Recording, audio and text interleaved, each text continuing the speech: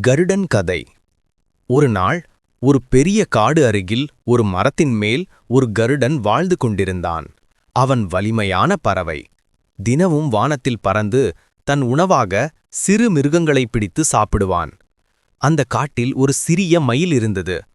மயில் தினமும் கருடனைக் கண்டு, எவ்வளவு உயரம் பறக்கிறாய், நானும் அப்படி பறக்கணும் என்று ஆசைப்படுவாள். ஒரு நாள் மயில் கருடனிடம் கேட்டாள், அண்ணா, நீ இவ்வளவு உயரம் பறக்க எப்படி முடிகிறது? கருடன் சிரித்துக்கொண்டு சொன்னான், நான் எப்போதும் பயப்படாமல் முயற்சி செய்தேன். சிறிய சிறிய தூரம் பறந்து பழகினேன். நீயும் முயற்சி செய். மயில் அதைக் கேட்டு தினமும் சிறிது சிறிதாக பறக்க பழகினாள்.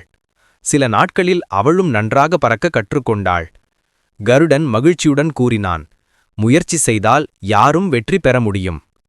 அந்த நாள் முதல் மயிலும் கருடனும் நல்ல நண்பர்களாகி வானத்தில் சேர்ந்து பறக்கத் தொடங்கினார்கள்.